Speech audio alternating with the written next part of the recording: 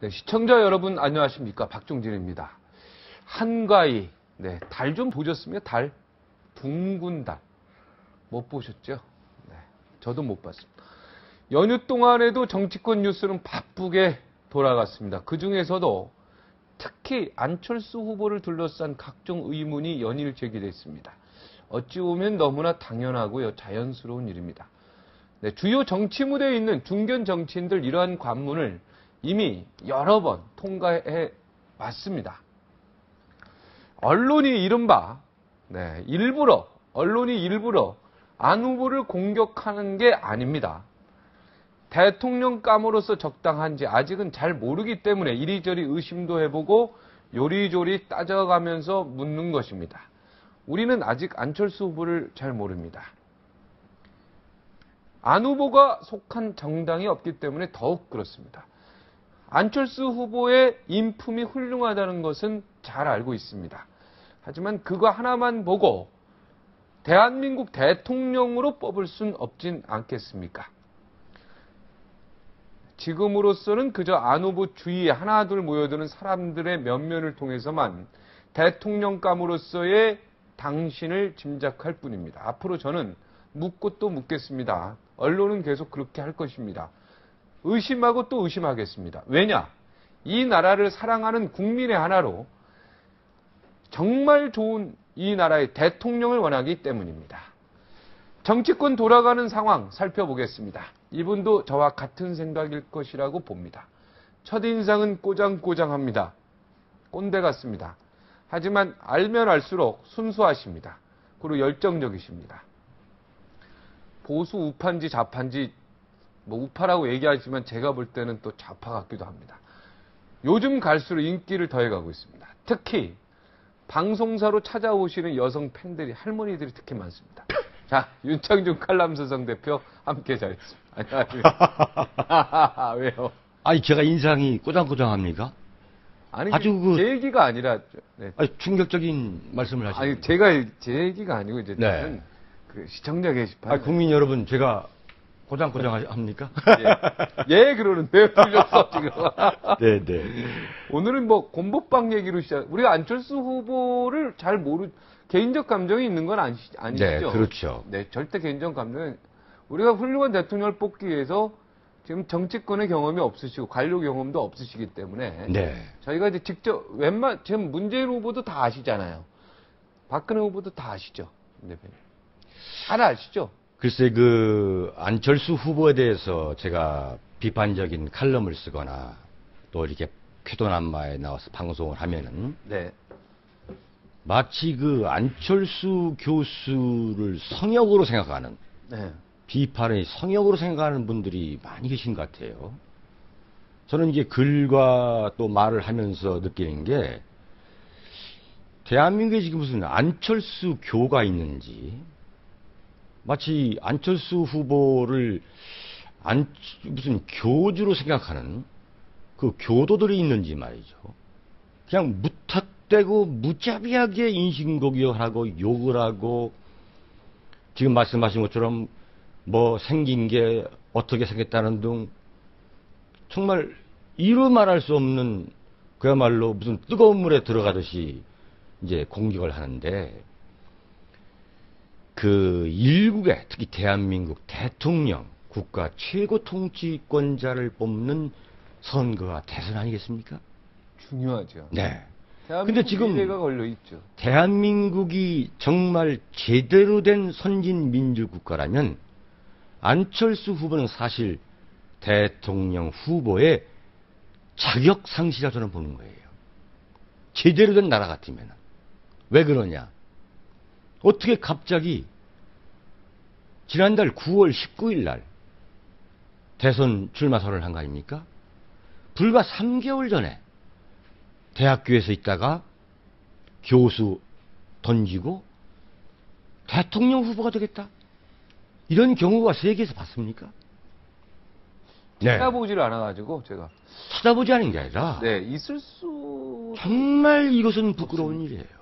레이건 대통령 같은 영화배우 3개월 하고 나서 대통령 된 건 아니죠? 아니죠. 네. 정말 주지사를 했고 여러 우여곡절을 겪었고, 네, 네. 그 과정이라는 것은 이루 말할 수 없는 건데 네. 지금 곰보빵 얘기 맛있는 곰보빵에 뭐 죄가 있습니까? 왜 곰보빵 얘기로 오늘? 지금 네. 말씀하시는데 네. 좀 제가 말씀드릴 때 좀 네. 끊지 마세요. 좀. 아, 네? 그럴까요? 저는 확 지금 나가려고 하는데 아, 예. 이 타이어에서 바람을 빼니까. 아, 맛있는 곰보빵. 네. 예. 지금 곰보빵 안 좋아하시는 거 곰보빵이 같습니다. 맛있고 안 맛있고를 말씀드린 게 아니라 네, 알겠습니다. 안철수 후보가 불과 2달 전에 네. SBS 힐링 캠프에 나와가지고 예. 거기에 있는 분이 물어본 거예요. 네. 혹시 사회생활을 하시면서 편법을 쓰신 건 없습니까? 네. 사회생활을 하면서 안철수 교수께서는 편법이 없습니까? 네. 그러니까 뭐냐면 자기가 사업할 때 그 은행 대출을 받으러 이제 은행에 가야 되는데 네. 그 은행에 있는 그 여행원, 그 여직원이 곰보빵을 좋아해서 그 곰보빵을 사다 준 것밖에 없다. 네. 정말 낯간지러운 얘기예요. 아, 낯간지러운 얘기입니까? 어떻게 그러신 분이 그 은행원 하여간 여직원이라 네. 그러죠. 여직원분이 또 미인이시면 또 그럴 수 있죠. 곰보빵. 아니 박앵커 네. 서울 시내에서 곰보빵은 어디서 팝니까? 빵집에서 팔죠. 빵집에 대과점. 곰보빵 있습니까? 있습니다. 예. 아 그렇습니까? 네. 하여튼 이따 하고 네. 자 곰보빵밖에 사다 주지 않은 그 안철수 후보가 그러면 딱지 아파트는 어떻게 샀습니까? 서울 동작구 사당동에 그 재개발 그 원주민 몰아내고 사는 그 딱지 아파트는 어떻게 산 것이며 그 딱지 아파트를 또 팔 때는 또 그건 또 무슨 얘기입니까 또? 그 무슨 얘기 하시는 거예요? 네. 그러니까 그것도 딱지 다운로드 아파트는 부동산 받았다 가서 아니에요. 샀겠죠. 뭐 네. 원주민한테 부동산 가면 많이 있잖아요. 딱지. 무슨 얘기 하는 게 아니라 네네. 지금 안철수 후보가 이번 대선판에 들어옴으로써 굉장히 중요한 문제는 뭐냐면은 이 대한민국의 이 소위 말하는 대선 프레임, 크게 말하면 민주주의를 지금 굉장히 후퇴시키고 있는 거예요. 안철수 후보가 박근혜 후보와 지지도 1위 쌍벽을 이루던 분이 대선에 늦게 들어옴으로써 지금 정책 경쟁이 완전히 실종되고 곰보빵이 어쩌고 하는 문제, 딱지 아파트 어쩌고 하는 그런 문제를 갖고 우리가 지금 다시 안철수 후보를 검증해야 될 상황이 온 거예요. 자, 대한민국은 어떤 나라입니까?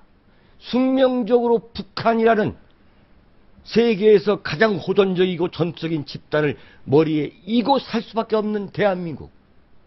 네? 이 대한민국의 최고 통치권자를 뽑는 이번 대선을 앞두고 불과 대통령 선거가 2달 반밖에 남지 않았는데 우리는 지금 곰보빵 얘기를 하고 있는 거예요. 천안함 얘기도 해야 되고, 그죠? 자, 이 보세요.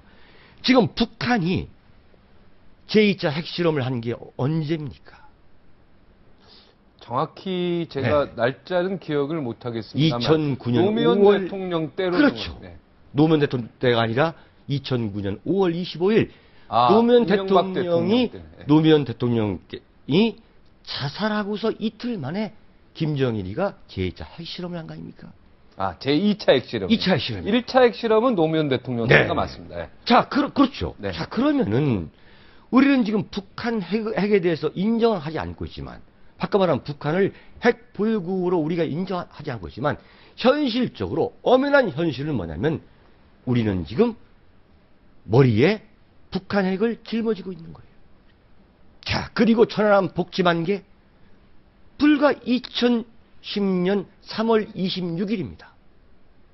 그리고 2010년 8개월 후인 11월 23일 연평도 포격 도발이 있었던 거예요.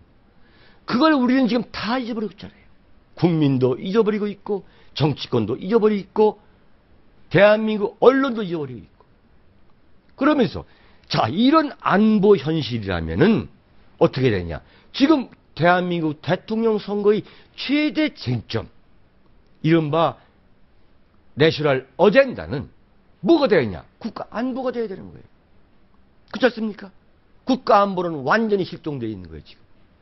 자, 그리고 지금 이른바 동북아시아에서 한국, 대한민국, 일본, 중국이 영토 분쟁을 하고 있지 않습니까? 영토 각축전을 벌이고 있는 거예요. 한마디도 안 하죠, 근데. 한마디도 안 하고 있는 이 중요한 문제를 놓고 말이죠. 정말 대한민국이 인재가 지금 박복한 거예요. 세 분 다 문제가 있다는 자, 얘기죠. 그러면서 아니, 그러니까 세 분 다 문제가 있다는 아주 얘기죠. 세 분이고 네 분이죠. 그러면서 네. 대통령 미망인만 찾아가가지고 지지를 호소하고 내가 진짜 안철수 그 교수한테 묻고 싶어요. 그렇게 기성정치인들 욕하던 분이 동교동에 가서 전직 대통령 미망인한테 왜 읊조립니까? 네? 그리고 오늘은 부산 가고 내일은 처갓집이 여수에 있다 해서 왜 그 지역을 갑니까? 그런 거 하지 말자는 게 안철수의 영혼 아니에요. 국민들한테 20, 30대 젊은 대학생 놓고서 안철수께서 뭐라고 했습니까? 지역 감정을 깨야 한다? 패권주의, 정치 패권주의를 깨야 한다? 정치 쇄신한다. 지금 안철수 교수가 9월 19일 대선 출마한 이후에 저희들이 볼 때 30년 정치판을 지켜본 윤창중으로서 볼 때는 기성 정치인이 하지 않는 것을 한 게 뭐가 있습니까? 단 하나라도 있습니까? 재래시장 찾아가고, 네? 가서 악수하고, 뭐 어디 가서 악수하고, 기성 정치인하고 똑같이 하면서 왜 늦게 출마했습니까? 정말 검증 안 받으라 그런 거 아니에요. 이런 것에 대한 국민과 언론과 정치권의 각성이 있어야지. 우리는 지금 정책 경쟁이 완전히 실종된 거 아니에요. 기성 정치인과 네. 다르게 한 거를 막 생각해 보려고 내가 했는데 있긴 있을 것 같은데 막 생각이 안 나는데요. 예. 하여튼 특히 말이죠. 네, 기성 정치인하고 똑같이 한다 이런 얘기죠. 네. 특히 지금 광화문에 있다는 주류 언론사들한테 제가 좀 묻고 싶어요. 네. 과연 안철수 현상은 누가 만들었느냐? 네? 솔직히 대한민국 주류 언론의 황색 선정주의가 맞는 거 아닙니까? 황색이요? 네. 저는 묻고 싶습니다. 네. 그 황색이 뭡니까? 황색은 옐로우 저널리즘을 말하는 거죠. 그래야 신문이 팔리고 하니까. 지금 이런 상황에서 과연 왜 우리는 이번 선거 대선에서 국가 안보, 국가 경제, 복지 문제 이런 문제에서 심층적인 검증을 해봤습니까? 정책 검증을 해봤습니까? 자, 여기서 그럼 요구를 하시죠. 네. 난 그래서 새 후보들에게 이렇게 보는 거예요. 이렇게 해라. 솔직히 아침에 신문을 볼 때마다 가슴이 꽉 막히는 절망감을 느껴요. 특히 광화문에 있는 신문사들, 이 발행하는 신문을 보면서. 아, 막 여론조사 결과들 막 나오면 답답합니까? 자, 오늘 아침 신문을 봤더니 내가 밝히겠습니다. 네. 조선일보 아닙니까? 자, 어제 추석 연휴가 끝났다고 그래가지고 어제 여론조사를 했어요. 그 여론조사 결과를 발표하면서 이게 추석 민심이다라고 발표를 하는데 그게 시골에 내려갔던 분들이 서울에 제대로 올라오기를 했겠습니까? 아니면 서울에 계신 분들이 지방에 있는 어머니, 아버지, 할머니, 할아버지 뵈러 갔는데 거기서 추석 밥상 놓고서 다 결정하고 올라와서 지금 민심을, 표심을, 네? 10월 1일 표심을 조선일보가 미디어 리서치하고 여론조사해서 그것을 가려냈다는 얘기예요? 이게 언론의 정말 황색 저널리즘에 저는 보는 거예요. 아, 그러니까 서울 사람들이 다 지방에 내려갔는데 무슨 서울, 저기 여론조사가 있을 수 있느냐 이런 얘기죠? 아니, 서울이든 지방이든 간에 네. 민족 대이동인 건 틀림없는 거죠. 네. 근데 어제 연휴가 끝났는데 그러면 오늘 노는 사람은 누구고? 오늘 사실 거의 쉬지 않습니까? 다 놀죠. 오늘. 내일도 쉬고. 네. 그런데 어제 바로 여론조사 해가지고 그 여론조사 결과를 추석 연휴 10일 전과 어제와의 차이 이걸 발표하는. 저는 그래도 여론조사 막 숫자 변하고 이런 거 보니까 재밌던데요. 그게 문제인 거예요. 아, 그 제가 문제가 있는 네. 거군요. 아. 자, 소위 말하는 과천 경마장에서 경주마들이 휘슬이 불리면 막 뛰어가지 않습니까? 어? 뭐 1번마, 2번마, 3번마, 예? 예, 잘하시네. 1번마, 2번마, 3번마. 자, 네. 4번마, 5번마. 이거. 네, 그렇죠. 예. 예? 뭐 1번 청마, 예. 청정화자, 다코스. 지금 그러고 있는 거 아니에요. 솔직한 얘기가 제가 여론조사 기관을 경시하는 말씀은 아니지만 총선이나 지난번 4.1 총선 때도 3개 방송국이 뭘 했습니까? 출구 조사까지 했는데도 완벽하게 틀렸잖아요. 찍은 사람한테 물어봤는데도. 그런데 500명, 1000명을 놓고서 여론조사를 해서 무슨 안철수 후보가 박근혜 후보를 추석 전에는 뭐 8.7%를 앞섰는데 지금 뭐 2점 몇 %밖에 박빙이다. 박빙이다. 이런 식의 경마식 보도에만 치중하기 때문에 국가적 어젠다를 놓고 국가 안보라든가 이런 진정한 문제. 저는 이번 선거에서 가장 중요한 건 뭐냐? 저는 지난번에도 제가 돌멩이를 맞더라도 제가 드릴 말씀은 드리겠다고 했는데 오늘 이 자리에서 또 말씀드리겠습니다. 분명한 것은 이번 대통령 선거를 우리가 뽑는 데서 가장 중요한 건 뭐냐면 종북이냐 아니냐입니다. 대한민국을 이끌어갈 그분에 대해서 대통령이 네. 과연 종북이냐 아니냐. 그 자, 이 부분에 문제를 대해서 놓고 아무도 얘기를 지금 박근혜 후보도 얘기 안 안 하는 하고 것 있는 같은데 거죠. 안 하죠. 예. 이 문제에 대해서 오늘 제가 이 자리에서 분명히 제안하고 싶은 말씀은 뭐냐면 대한민국을 이끌어가고 있는 국민, 이른바 국가 중심 세력이 박근혜, 문재인, 안철수 후보한테 지금부터 물어야 됩니다. 종북이냐 아니냐. 종북이냐 아니냐. 첫 번째는 뭐냐. 저는 박근혜 후보한테 묻고 싶습니다. 네. 박근혜 후보가 2000년 김대중 대통령과 김정일 간에 맺은 6.15 선언과 14. 노무현 대통령과 김정일이 맺은 14 선언을 이른바 신뢰 차원에서 인정해야 한다는 발언이 현재까지도 유효한 것인지 6.15 선언과 14 선언이 계승돼야 된다고 하는 박근혜 후보의 발언이 현재까지 유효한 것이 저는 묻고 싶어요. 근데 전직 대통령이 어떤 정치 수반으로서 국가 통수권자로서 맺은 이 서약이나 이런 것들을 바로 그 다음 대통령이 아니면 다다음 대통령이든 그걸 엎어버리면 국가 자체로서의 신뢰가 떨어지는 거 아니겠습니까? 이게 그런 차원에서 이야기할 수도 있는 거 아니겠습니까? 협약이나 조약이라면 그것이 국회를 반드시 통과를 해야 되는 겁니다. 아, 국회를 좀 통과 안 했기 때문에 이렇게 문제가 통과가 안 된 거죠. 14선언이나 6.15 정상회담이, 6.15 선언. 6.15 선언 같은 경우는 김대중 대통령과 김정일 간에 맺은 6.15 선언의 핵심 중에 하나는 제1항에서 남북한 통일을 김일성의 고려 연방제를 이어받은 낮은 단계의 연방제로 통일하자는데 합의한 겁니다. 낮은 단계 연방제라는 것은 간단히 말하면 북한의 공산화 전략을 대한민국에 그대로 실현한다는 거예요.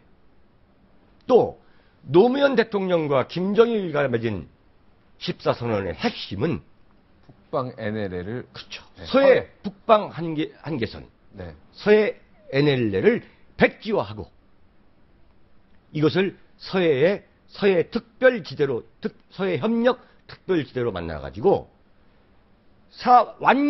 완전히 지금까지 우리가 피로 지켜온 북방 한계선을 무효하겠다는, 백지화하겠다는 거예요.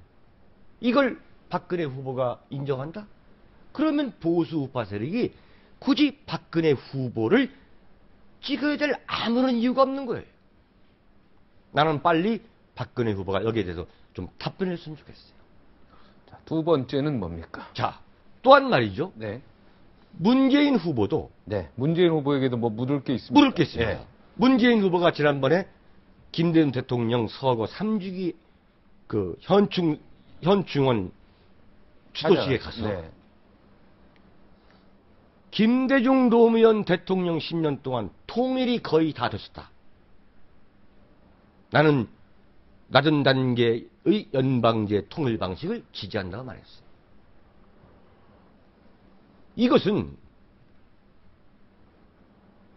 노골적으로 소위 말하면 낮은 단계의 연방제 방식이라는 북한의 통일 방식을 지지하는 거예요. 이건 저는 결코 용납할 수 없다고 보는 거예요. 이런 문제를 갖고 논쟁을 벌여야 한다 이거예요. 정책 논쟁을 벌여야 한다 이거예요.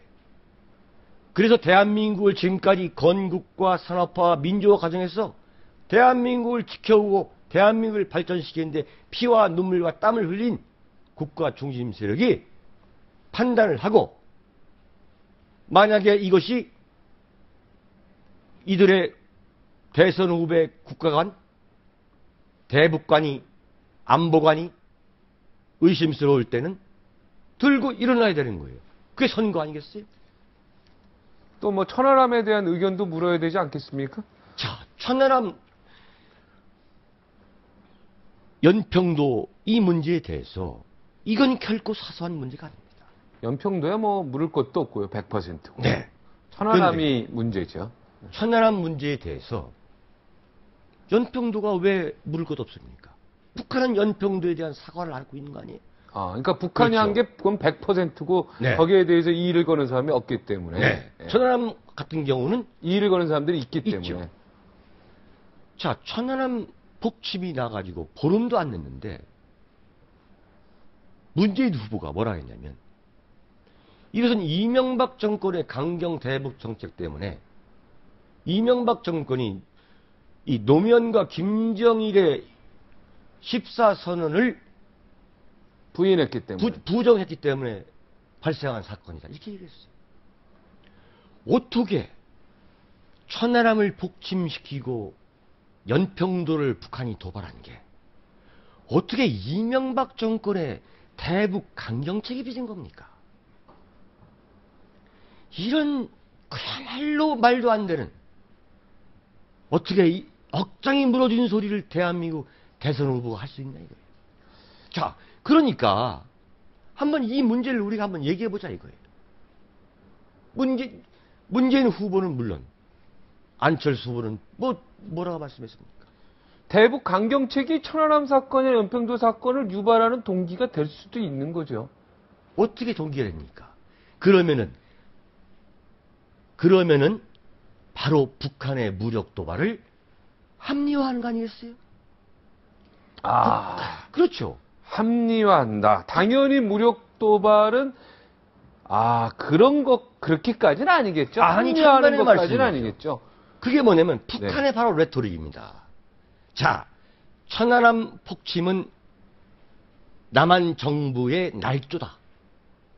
이른바 날조설을 펼칠 거 아닙니까?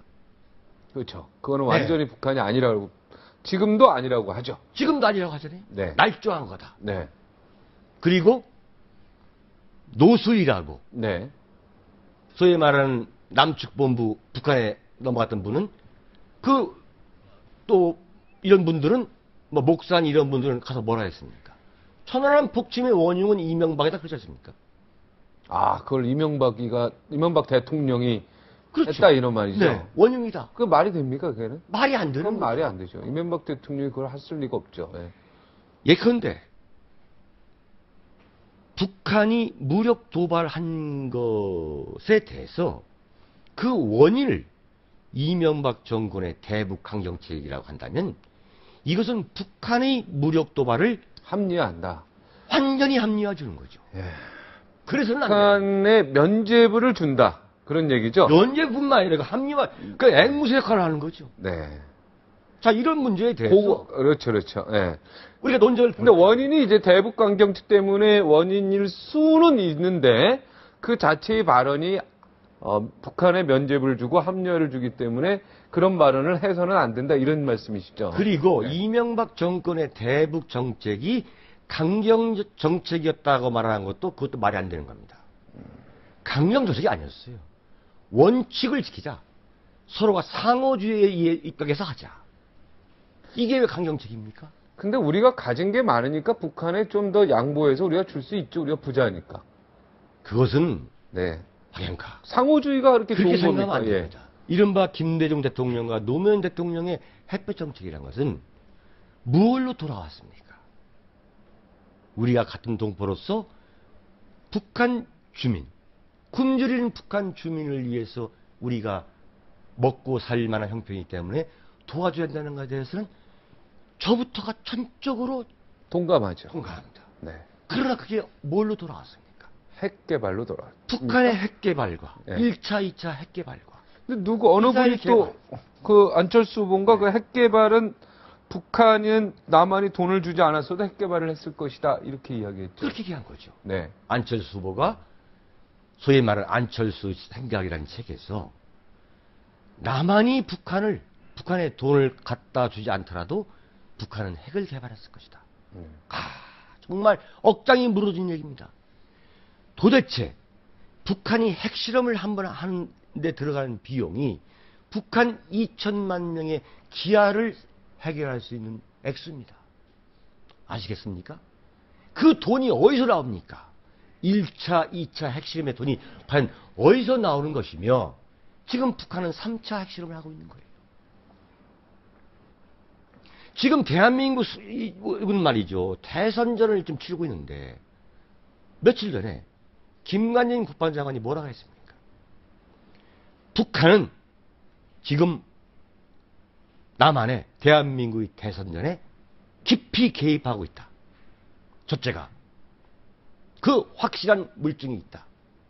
두 번째, 북한은 대선전에서 이른바 어텐션, 관심을 다른 데로 돌리기 위해서 도발할 가능성이 매우 높다. 저는 국방장관 김관진 장관의 저는 양심을 믿습니다. 이건 결코 이른바 색깔론도 아니고 안보를 정권에 이용하는 것도 아닙니다. 김관진 국방장관이 무슨 정치적 목적을 위해서 북한의 위협을 과대포장하겠습니까?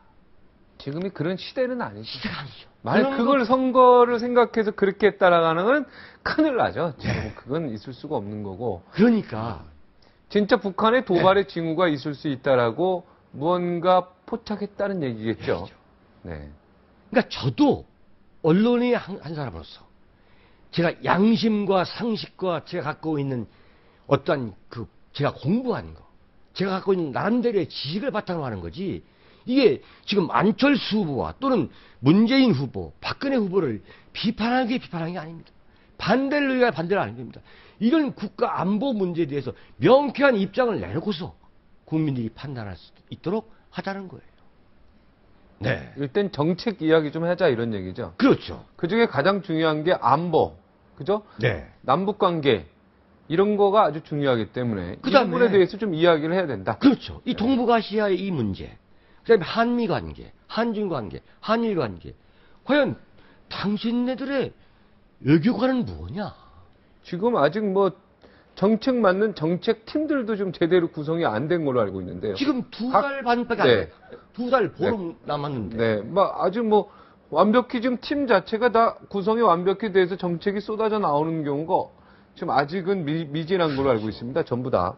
지금 팀도 구성이 안 된 거 아니에요. 그래가지고 그냥 지금 2달도 안 남았는데. 두 달 반 남았죠. 그러니까 2달 반. 네네네. 두 달 보름이 남았는데 네. 지금 각 캠프에서 눈만 뜨면 어느 대학교 교수, 어느 대학 교수, 또 무슨 명예 교수. 지금 영입 중이죠. 정책 만드는 사람들 영입하고 있는 거죠. 지금. 이게 벌써 정책을 만들어가지고 이미 6개월 전, 7, 8개월 전부터 정책을 내놓을 텐데 지금 안철수 교수가 얼마나 정치를 비판하는데 안철수 교수의 정책이 뭡니까? 이제서야 지금 사람 모으고 있잖아요. 지금 대선 캠프가 지금 무슨 전문대학 만드는 겁니까, 지금? 무슨 대학교 지금 새로 만드는 거예요? 지금 새 캠프의 그 폴리페서들을 다 모으면 교수님들. 네. 네. 지금 500명이라는 거 아닙니까? 네? 아니, 그런데 법적으로 또 이 교수들은 또 정치 이렇게 권에 가서도 교수직을 유지할 수 있게 돼 있다면서요? 그렇게 돼 있죠. 교수들만. 교수들만. 언론인은 아니잖아요. 안 되죠. 언론인, 공무원, 모든 사람들이 옷을 벗어야죠. 다 벗어야 깨끗하게 되는데. 옷 벗고 가야 되는데 아니, 어떻게. 교수들만 옷을 안 벗고 걸칠 수 있도록 다리를. 이거 완전 기네스북에 오를 문제예요. 500명의 지금까지. 교수들이 폴리페서 정치권으로. 이것도 참 추석 전 얘기인데, 집계에 따르면 지금 500여 명이 대선 캠프에 줄 서 있다는 겁니다. 자, 지금부터 정책을 만든다? 어떻게 보십니까? 한심합니까? 아니면은 이분들이 그래도 국가를 위해서 아니, 이거 고장났으면 또. 아니, 왜 제가 한심합니까? 하니까. 아, 그러니까 네, 높으신 네. 교수님들한테 한심한. 아니, 말씀 잘하셨는데 왜 또 올리나? 네. 예. 네, 말씀하시죠. 하여튼 한심한 저기로 보입니까? 아니면은 국가를 위한, 또 그분들이 가서 좋은 정책을 내놓기 위한 하나의 헌신으로 봐야 됩니다. 저는요, 우리가 미국이나 일본에서 이 대학 교수의 현실 정치 참여가 전혀 없는 게 아니죠. 그러나 이렇게 치면 불구하고 예컨대 미국의 대외 외교를 결정한 데 있어서 뭐 조지타운 대학이나 조지 워싱턴 대학이나 워싱턴 내에 있는 정치 외교학과 교수들이 여러 가지 싱크탱크 역할도 하고 조언도 하는 건 사실이지만 이렇게 완전히 안면몰수하고 나는 무슨 안철수 캠프에 있고 나는 박근혜 캠프에 있고 나는 문재인 캠프에 있고 이런 이런 교수들이 이렇게 또 지지성명하고 교수들 뭐 이렇게 모여서 이번에는 유독 심한 것 같아요. 유독 다른 때보다는 유독 심한 것 같아요. 유독 심한 우르르 갑니다. 네. 이번에. 야, 500명. 야. 이건 정치인과 교수의 차이가 뭡니까? 정말 정치인과- 지성의 몰락이에요. 네, 지성의 몰락입니다. 지성의 몰락이요? 몰락이죠. 아, 지성의 몰락. 네. 땅에 떨어졌다. 거기야 뭐 서울대 총장 하시던 분들도 끝나고 나서 그 정치권에서 참 망신살 겪으면서 네?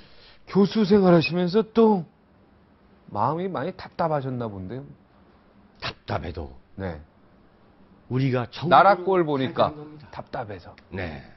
이렇게 참 우르르 떼거리로 해가지고 폴리패스에 천국이 된다면 대한민국은 참 미래가 없는 거예요. 깨끗하게 옷 벗고 가는 것도 네. 괜찮은 것 같아요. 그죠? 어느 나라든 정말 간에 깨끗하게. 지성인이 정치권에 몸을 담아가지고 조롱의 대상이 되는 거, 지성인의 권위가 무너진다면 정말 문제 있습니다. 아니면 말고식으로 정치권에 몸을 담는 건 잘못된 것 같습니다. 자, 그러면서 아니면 말고식. 네, 과연 수업이 되겠습니까? 지금 한창 수업할 텐데 도대체 지금 수업 안 하시겠죠, 그분들은? 하나 안 한 지는 500명이니까 저희 그 중에서는 뭐 하는 분도 있겠네요. 모르겠습니다. 네, 그 정리가 안 된 부분도 있고 지금 수업 중이니까 중간고사 보고 이제 학기말 준비 중이죠. 예. 제가 볼 때는요, 네, 반값 등록금도 네. 아까운 데가 많습니다. 사실은. 반값 등록금도 아까운 대학이 많다. 네. 그거 내고 다니기에도 아깝다 이런. 아까운 대학이 많죠. 아직 참 중간고사는 안 사실은 봤네요. 예. 대학교에서도 이것을 방조합니다. 왜 방조하느냐? 각 캠프에 줄선 교수들이 혹시 정권 잡으면 무슨 민원 창구 역할도 하고 대학의 존재를 위해서 또. 네. 아, 그렇습니까? 밖에 또 무슨 힘이 있는 것처럼 보이고 아, 이건 또 왜 또- 이 소리 또 대학 쪽에서 들으면 네. 이건 충격적인 얘기죠. 또 충격적인 얘기를 안 할 수 없죠. 네. 이게 뭐 고장나서 그런 건 아니죠. 고장 아닙니다. 새거 사온 겁니까? 네, 정말 우리가 분명한 것은 네. 이번 대선이 이제 2달 보름여 남았습니다. 자, 지금부터 어떻게 가야 되느냐? 정책 경쟁과 그리고 후보에 대한 철저한 검증. 그래서 대한민국 국민들이 어떤 정책을 가진 후보가, 어떤 정체의 후보가 대한민국 대통령이 될 것이냐 하는 문제는 국민의 알 권리 차원과 대한민국의 미래를 위해서 이 부분으로 저는 국면이 전환돼야 한다고 저는 강조하고 싶습니다. 네. 정책 경쟁. 정책 경쟁. 정책 경쟁. 정확히 하고 후보 검증. 철저히 하자. 철저히 하자. 네. 오늘 뭐 곰보빵으로 시작했는데 끝은 좋습니다. 네. 네. 폴리패서들. 네, 이번에 예, 또 예. 한 방. 네. 딱 매기셨군요. 알겠습니다. 오늘 나와주셔서 대단히 고맙습니다. 감사합니다. 네, 안철수 후보의 과거 2건의 다운 계약서 있지 않습니까? 부동산 다운 계약서 사실이 밝혀지면서 관행이었다, 아니다, 위법이다, 아니다, 뭐 그렇게 지나칠 일이 아니다 논란이 일고 있습니다. 하지만 지금은 이 대선 후보들의 부동산 정책을 평가해야 할 시점이지 후보가 과거에 부동산 투기를 했냐 안 했냐, 다운 계약 썼냐 안 썼냐 따지기에는 조금 늦은 감이 있다는 생각이 듭니다. 박근혜 후보가 가장 먼저 부동산 해법을 내놨는데요. 이마저도 평가가 엇갈립니다. 집집마다 부동산 고민 없는 집이 없습니다. 대선 주자들 이 부분에 해법을 가지고 있는지 의문입니다. 오늘 이야기 좀 해보겠습니다. 인기 부동산 전문가 고종환 한국자산관리연구원장이 답을 줍니다. 부동산의 답. 58초 후에 다시 돌아오겠습니다.